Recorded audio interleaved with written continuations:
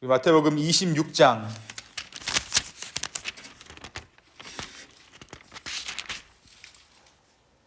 우리 69절에서 75절의 말씀을 함께 보도록 하겠습니다. 마태복음 26장 69절에서 75절입니다. 제가 한 절 읽고 우리 마지막 절 75절은 함께 읽겠습니다. 베드로가 바깥들에 앉았더니 한 여종이 나와 이르되 너도 갈릴리 사람 예수와 함께 있었도다 하거늘 베드로가 모든 사람 앞에서 부인하여 이르되 나는 너가 무슨 말을 하는지 알지 못하겠노라 하며 앞문까지 나아가니 다른 여종이 그를 보고 거기 있는 사람들에게 말하되 이 사람은 나사렛 예수와 함께 있었도다 하매 베드로가 맹세하고 또 부인하여 이르되 나는 그 사람을 알지 못하더라 하더라. 조금 후에 곁에 섰던 사람들이 나와 베드로에게 이르되 너도 진실로 그 도당이라 내 말소리가 너를 표명한다 하거늘 그가 저주하여 맹세하여 이르되 나는 그 사람을 알지 못하노라 하니 곧 닭이 우더라. 함께 읽습니다. 이에 베드로가 예수의 말씀에 닭 울기 전에 내가 3번 나를 부인하리라 하심이 생각나서 밖에 나가서 심히 통곡하니라. 우리 한 구절 더 봤으면 좋겠는데요. 우리 26장 31절에서 35절까지의 말씀입니다.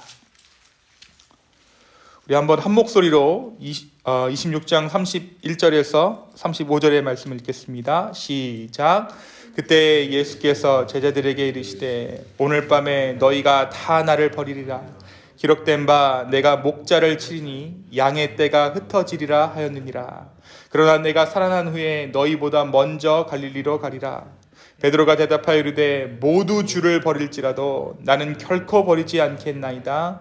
예수께서 이르시되 내가 진실로 너에게 이르노니 오늘 밤 닭 울기 전에 내가 3번 나를 부인하리라. 베드로가 이르되 내가 주와 함께 죽을지언정 주를 부인하지 않겠나이다 하고 모든 제자도 그와 같이 말하니라. 아멘. 네, 우리가 어제 말씀 가운데 예수님께서 체포당하셨던 그 말씀, 그 장면을 함께 나누었습니다. 예수님께서는 겟세마네에서 기도하신 후에 제사장과 서기관들이 대동한 무리들에게 체포당하십니다. 그가 능력이 없기에, 천군과 천사를 동원할 수 있는 능력이 없기에 체포당하시고 끌려가셨던 것이 아니라 이 모든 일이 지금 하나님의 말씀이 선포되어지는 중입니다. 이 일은 하나님의 계획 가운데 예언자들이 선포한 말씀들이 지금 성취되어져 가고 있는 것이죠. 예수님께서 이제 가야바의 집의 뜰에서 매를 맞으며 신문 받으실 때 제자 중에 베드로가 멀찍이서 이 장면을 바라보게 돼요. 베드로는 이 모든 일의 결국 우리 예수님이 어떻게 되실까? 또 한편으로는 유대인으로서 저 메시아라고 말했던 우리 선생님 예수님이 과연 진짜 메시아일까? 그 결국이 궁금해서 예수님을 뒤따라 갔던 것입니다. 그런데 오늘 말씀에 보니까 이 집 안에서 한 여종이 베드로를 바라보면서 그 역시 예수님과 함께 있었던 자라고 베드로를 고발합니다. 그러자 베드로는 그 자리에서 예수님을 부인하죠. 이번에는 이 여종이 아닌 또 다른 여종이 베드로가 예수님과 함께 있었다라고 이야기를 하게 됩니다. 베드로가 다시 한번 예수님을 부인해요. 결국 이 소동에 주변 사람들이 몰려들기 시작합니다. 그러자 베드로는 3번째 예수님을 부인했습니다. 사실 이 여종이 예수님과 함께 있던 베드로를 보았다라는 것은 복음의 증인되었다라는 의미이고 또 베드로 또한 예수님과 함께 그 복음의 일을 감당했다라는 것을 의미하기도 했지만 지금 이 상황에서 예수님과 함께 했다라는 사실은 죽임의 의미를 말하는 것이에요. 그래서 베드로가 예수님을 3번 부인하게 됐다는 것이죠. 여러분 3번 부인했다는 것은 어떠한 것을 의미할까요? 완전한 부인을 의미해요. 사실 베드로가 예수님을 이렇게 완전하게 부인하게 될 것이라는 것을 예수님은 이전에 예고하셨습니다. 우리가 함께 읽은 대로 31절에 보니까 예수님께서 최후의 만찬을 마치신 후에 제자들에게 오늘 밤에 너희가 다 나를 버릴 것이다 라고 예고하시죠. 이 또한 스가랴 선지자를 통해 예언하신 그 내용이었습니다. 내가 목자를 치리니 양의 떼가 흩어지리라. 이 말씀이 다름 아닌 스가랴 선지자가 이전에 선포했던 말씀이었던 것이죠. 바로 그때 제자 베드로가 나서요. 세상 모두가 예수님을 부인하고 부정하더라도 나만큼은 예수님 부인하지 않겠습니다. 내가 예수님과 함께 죽겠습니다. 라고 부르짖습니다. 여러분, 이 베드로의 말이 거짓이었을까요? 베드로는 진심으로 이야기했을 거예요. 전심을 다해 그렇게 말했을 것이고 그렇게 될 것이라고 굳건히 믿었을 것입니다. 그러나 오늘 말씀이 무엇이라고 이야기합니까? 예수님의 예고대로 베드로가 예수님을 부인했다라고 기록합니다. 자, 그렇다면 누구의 믿음대로 된 것입니까? 베드로의 믿음대로 베드로가 예수님을 3번 부인한 것입니까? 아니면 예수님의 믿음대로 베드로가 예수님을 3번 부인한 것입니까? 그렇습니다. 예수님의 믿음대로 지금 베드로가 예수님을 3번 부인한 것이죠.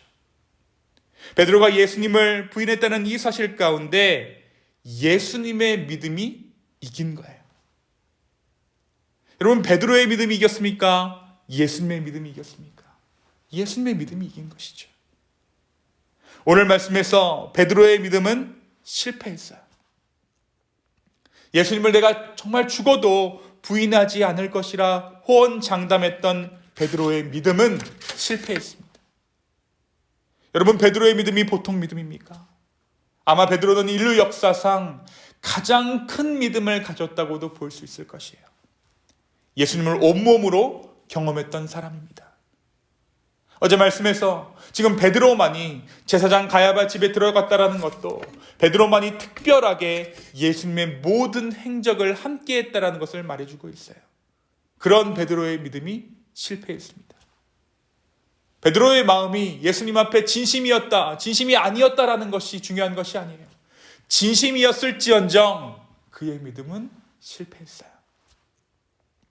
이것은 그 어떤 인간도 진실한 믿음을 가질 수 없다라는 것을 의미합니다. 우리는 수많은 믿음의 실패들을 경험하게 돼요.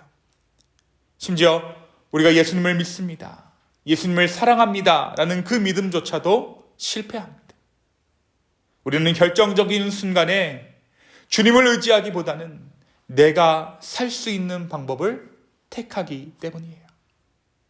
그러나 다행인 것은 나의 믿음이 실패할 때 누구의 믿음이 성취됩니까? 나의 믿음이 실패할 때 예수님의 믿음이 성취돼요. 여러분, 십자가가 그런 곳이에요. 정치적인 왕을 갈망했던 모든 인간들의 믿음이 실패했어요. 예수님을 향한 그 어떤 믿음도, 모든 인간의 믿음은 그 십자가 앞에서 실패를 경험합니다. 그러나 누구의 믿음이 성취되었습니까? 예수 그리스도의 믿음이 성취된 것이에요. 그것이 바로 십자가에서 보여주신 예수님의 믿음입니다.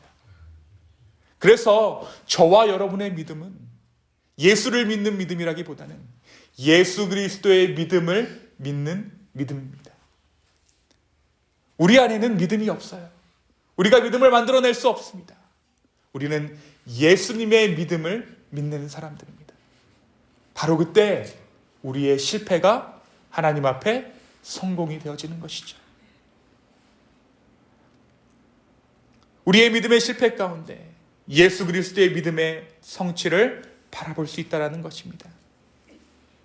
오늘 베드로의 믿음의 실패가 예수님의 믿음의 성취를 의미하듯이 내가 겪는 수많은 실패의 상황들이 오늘 말씀에서 베드로가 예수 그리스도를 부인하고 또 부인하는 그 상황이 반대로 예수님의 믿음에 성취되는 것을 보여주고 있다는 것입니다.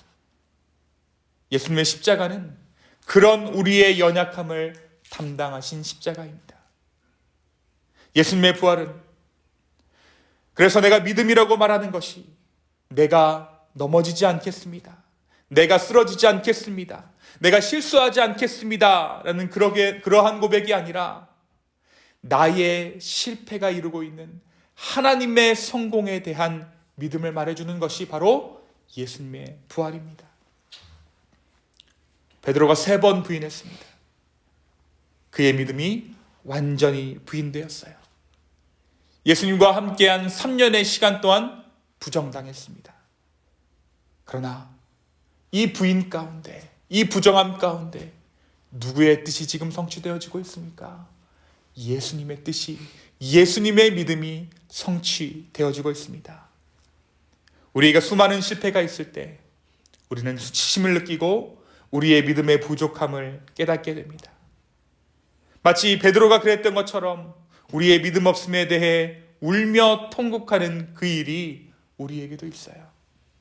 그러나 아무리 울어본들, 아무리 후회한들 이미 지나가 버린 일이죠. 우리의 믿음이 실패해버린 것입니다. 이 실패는 완전한 실패입니다. 다시 좋아질 여지가 없는 실패예요. 베드로는 이러한 실패를 깨닫고는 아무것도 할 수 없음을 깨닫고 울어버린 것입니다.